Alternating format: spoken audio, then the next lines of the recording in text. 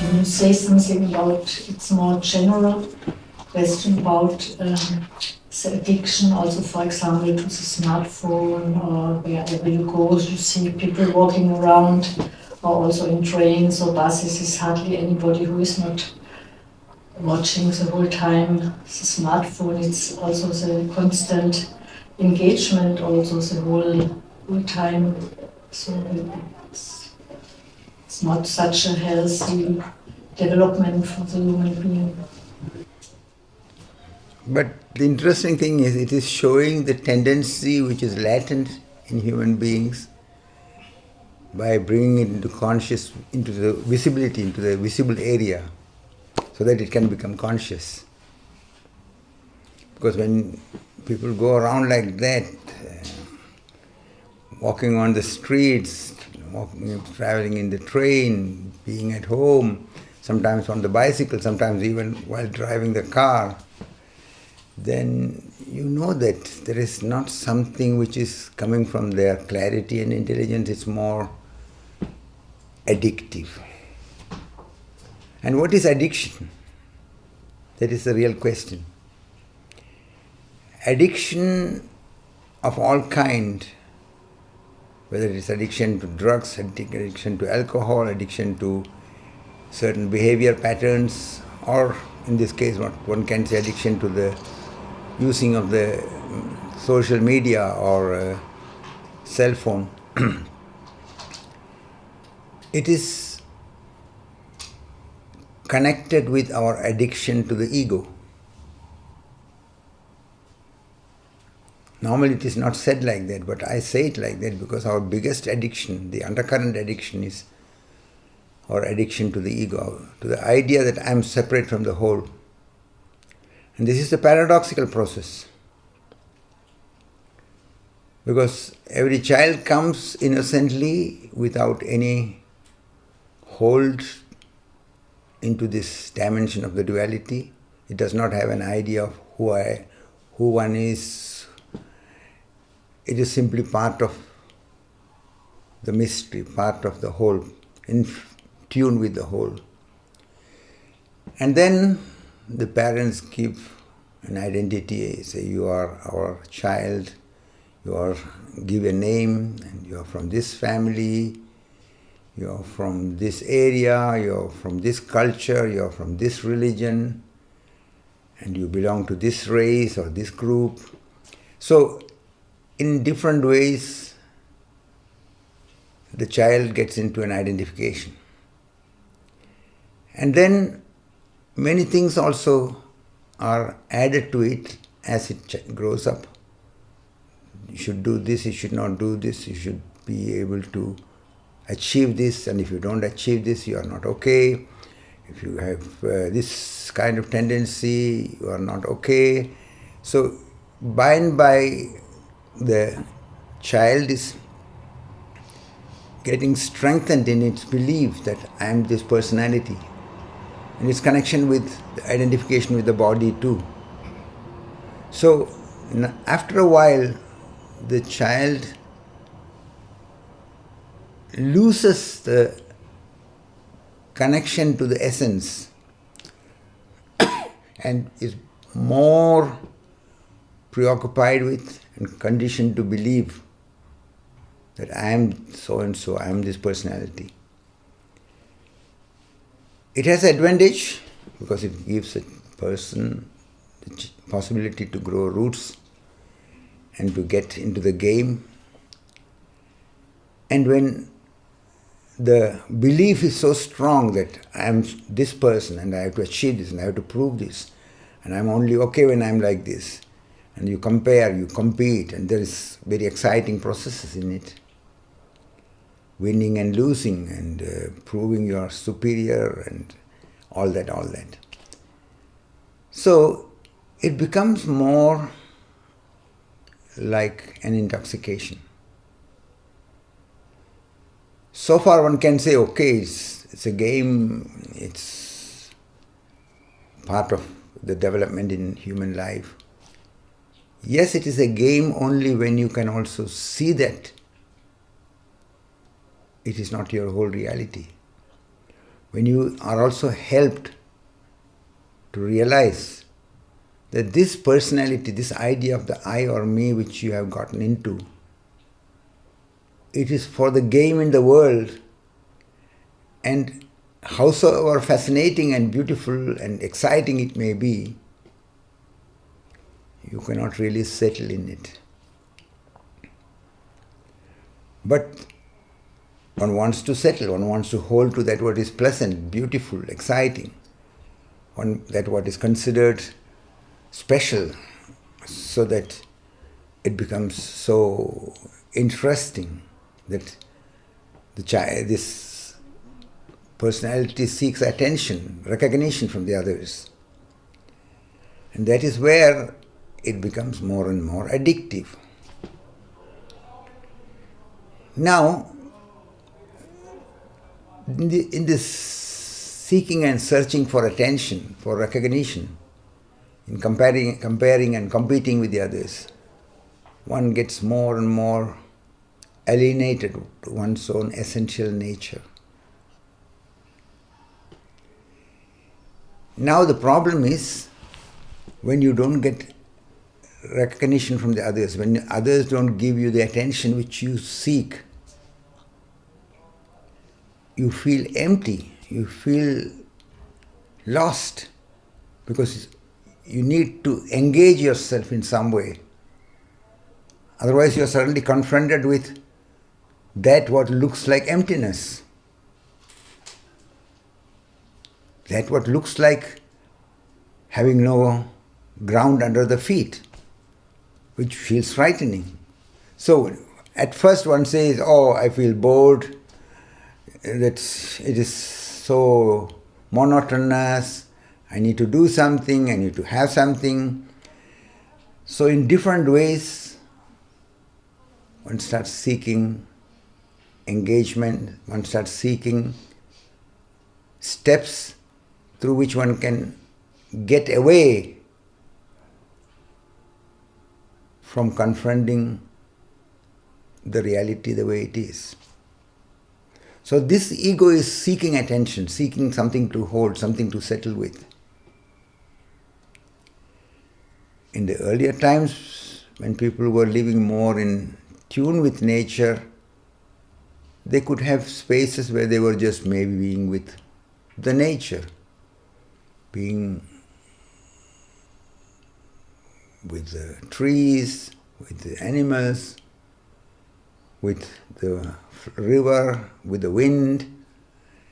So there was more balanced. There was not so much tension and anxiety, and there was not so much feeling that I have to prove, and if I don't fulfill the expectations, then I'm not worthy. So there is now in the modern human being, from all sides there are informations coming with which you compare, with which you define, with which you try to label yourself. And the more you try to prove yourself, the more you try to reach that so-called perfection, the more there is fear, the more there is tension, the more there is uneasiness. And there's often a feeling of helplessness and lostness. So one seeks engagement, one seeks something. That's why people, when they have nothing to do, they start chewing the gum. It's so absurd. There is no nourishment. You don't need to go on chewing the whole time. But what is happening is interesting to observe. When you are going on chewing, your attention is engaged a little bit there. So you have something to do. The ego always wants to be engaged in something. So chewing a gum or smoking a cigarette, in itself it looks like, oh, somebody is just having a little bit something. But what is happening? The person is feeling a little lost, and things are coming up. Uneasiness, tension, restlessness, fear. So instead of confronting it and going beyond it, clearing it, one starts smoking a cigarette. And that becomes, then people say, this person is addicted to smoking, this person is addicted to alcohol, this person is addicted to drugs, this person is addicted to sex, this person is addicted to overeating. And somebody is doing it the other way around. Somebody is fighting against the natural process and trying to fit with a certain perfectionistic idea of how thin you should be so that you have the least amount of fat on your body. And then it is called a new kind of addiction. In German it is called Magersucht. I don't know how it is called in English. So people get into all kind of misunderstandings, all kind of wrong traps. And in the modern time, previously the television and the newspaper was one of the ways to engage. But now, wherever you go, you can have the informations, contact to others with the cell phone, with the internet. So it becomes very fascinating, and it has many beautiful sides to it. But when one is all the time engaged in such things, not becoming aware what one is doing, it becomes very disbalanced. Then you are not using the facilities and the capabilities which are made available through the modern science in the right way. You are letting it overtake you. You are getting practically used by this media concerns, those who run their business on the basis of all that. And in a way, everybody is going into seeking some kind of hold and blaming each other. The parents are helpless because the parents don't know how to prohibit the children from using the internet, using the cell phone, because the children are so fascinated by it. And there is definitely so many fascinating aspects about it. And now, with the development of the artificial intelligence, it becomes even more fascinating, more exciting, because you can ask almost any kind of question to the artificial intelligence program from one company or another company, whether it is a big company or a small company, and it becomes more like a person who is going on accompanying you, who is giving attention to you. And you can ask any kind of questions. And perhaps the interesting thing is also the other person is not getting, or the artificial intelligence is not showing that kind of reaction where there is anger or fighting back or condemning. So it is quite a fascinating engagement. But now some developments have been showing something which is very, very delicate and very, very dangerous. For example, just 2 days ago I was coming across a news item where a young person, maybe in his teens or 20, 22, 21, he has been having some depression problems, taking some medications, but he was also having a strong connection to one of the chat artificial intelligence program. And this was always conversing with him, so it was becoming a very strong connection. That is exactly the danger, because you start forgetting that this is just a mechanism. You cannot ask any deeper things and it cannot give you everything. But it gives the impression that it's always answering all what you want to ask and hear. So in this case, it asked different questions and brought finally this young person to the state where he wanted to commit suicide. And it was approving it, it was supporting it in a certain way. And one must say that even the people who have prepared this program may not be even aware of it, that it can go into that far, can get into that kind of traps. But there is a human tendency to want to believe and settle. And this is the trap, this is the danger.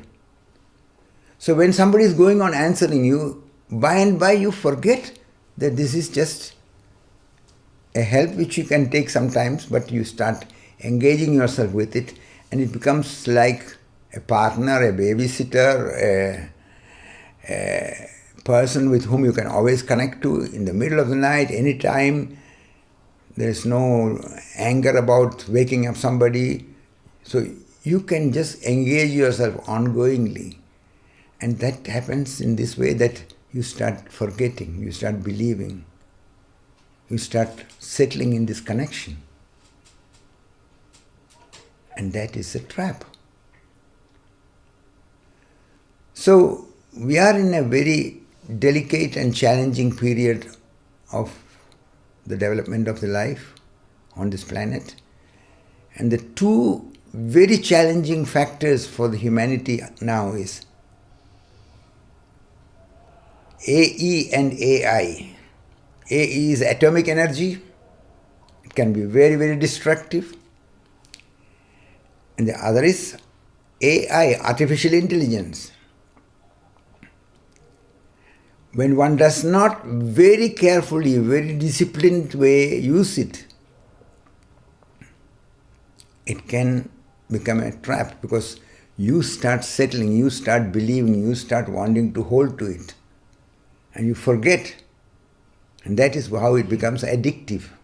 That is how it becomes a dominant factor in your life. And even some of the people who have been developing some of these artificial intelligence programs are very alarmed about what is happening, because they thought that it can just develop some things and bring some better things. And definitely it is very helpful in many areas.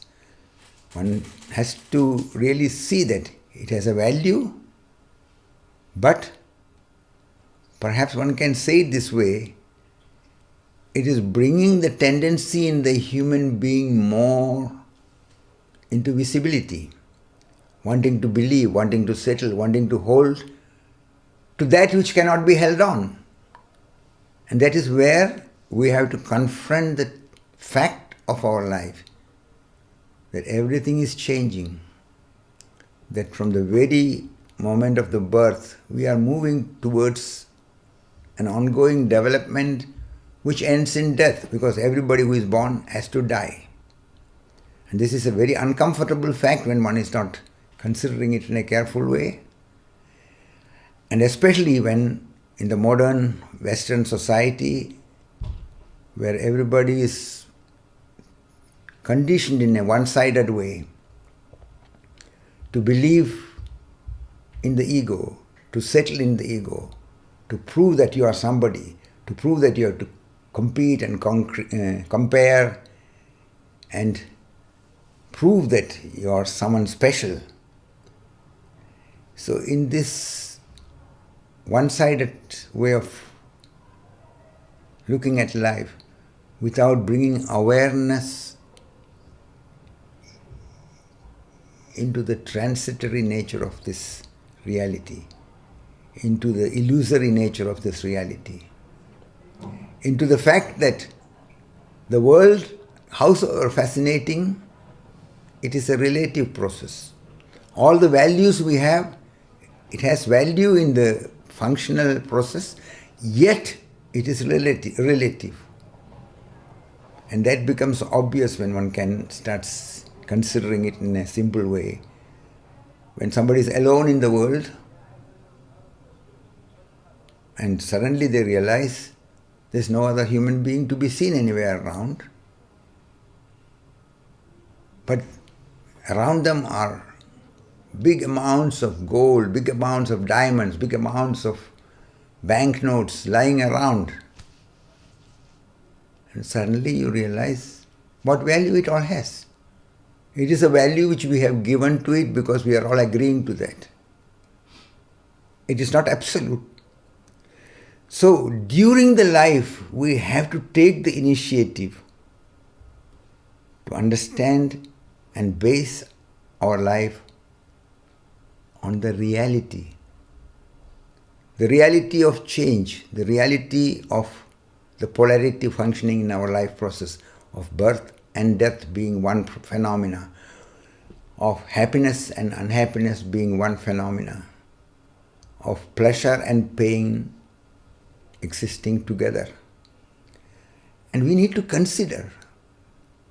So when people don't recognize the challenge they have, then they can get so much trapped in this. And then all kinds of psychological problems arise because they are feeling lost, and then they go often to have some immediate solution.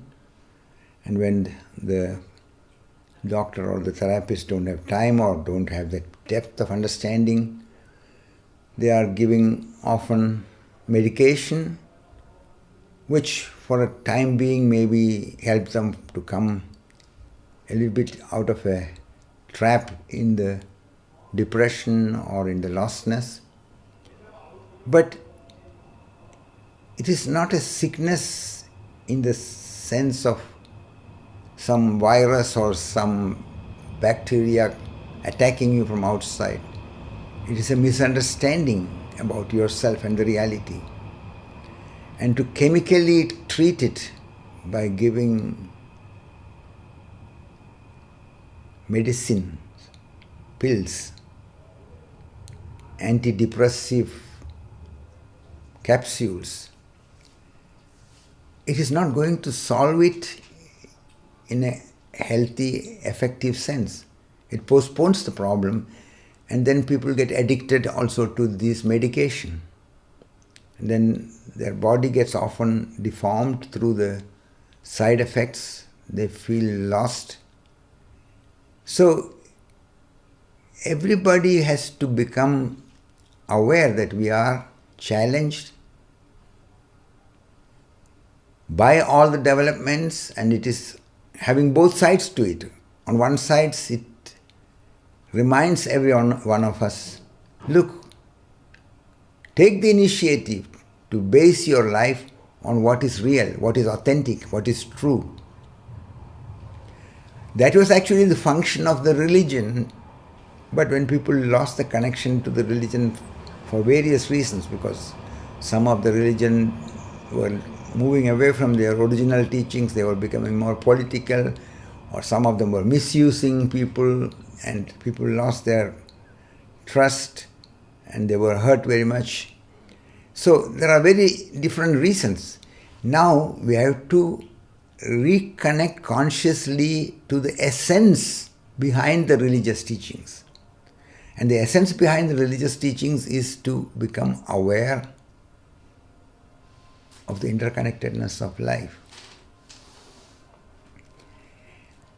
Because again, becoming attuned to our essence is what helps us to deal with the game of the world in the right way.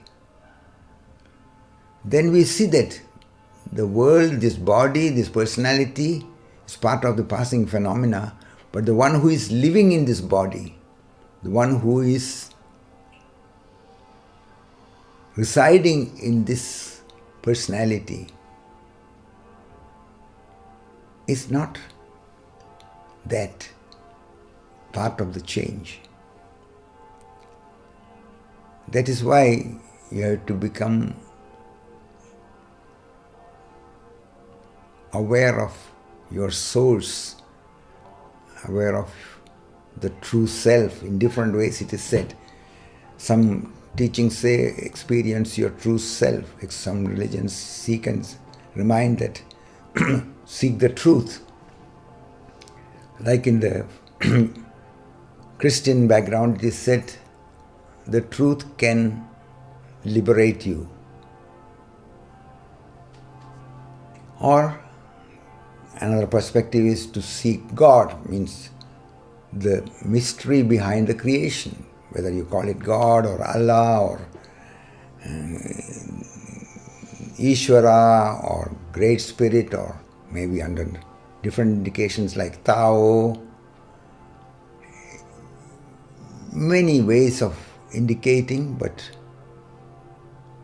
one has to go into the experiential understanding behind all these words so that one comes to experience the interconnected basis, the non-dualistic basis, the oneness of the life process. Because that is what will help us to go beyond the entanglement in fear and realize the real significance of life, realize the beauty of life, realize that even though the world is a passing phenomena, it is not as a punishment that it is so. It is a blessing, and with the right understanding, one feels very deeply grateful. With the right understanding, there is so much gratitude arising because you see that behind the whole creation, there is unfathomable intelligence, a deep, deep care and support which is making us be capable to be on the earth where we feel at home, where we feel at ease. So when you go deeper and understand it in the right way, there will be so much joy, so much gratitude. And that is also what creates the basis for true love. That is the meaning when it is said in the teachings of the deeper kind that God is love or love is God. It is all to be experientially understood because the words, everybody has their own interpretations. That is why I often remind everybody again and again, listen first to the indications of the great Chinese mystic Lao Tse, where he refused to write a book because he realized the words are interpreted by everybody in different ways. And when under certain pressure he was writing a book, the Tao Te King, he began with the indication that truth cannot be said and that what is said is a lie. With that he indicates many things which are very, very valuable, but he would like that everyone is remembering, don't settle with the words. And we want to believe, we want to settle with the obvious, we want to cling. And that is the problem, and Lao Tse has been aware of it. That is why he refused to write the book. But on the other side, we are trapped in this modern world where in so many ways we are sticking to the periphery. We are focusing on the obvious and not often considering the wholeness of the reality. So it's a very, very important stage where we are in, and it is only through the deeper consideration and encountering the reality that we can rise above the entanglement in all kinds of addictions. And then we see that when we are becoming aware of the nature of the ego and the addictiveness, then we can also deal with all the other addictions very easily, because the other so-called addictions are only secondary aspects of our addiction to the belief that I am separate from the whole, and the whole fear and the whole entanglement in that game. So those who want to not get trapped, they need to start inquiring, what is real? Who am I? What is the truth? What is the source? Whatever be the name it is called, but you have to come into the experiential understanding. And that is what will bring about the real transformation. The very word transformation is very interesting because It is saying transform, going beyond the form, going beyond the obvious, going beyond how it appears into the experiencing of that what is.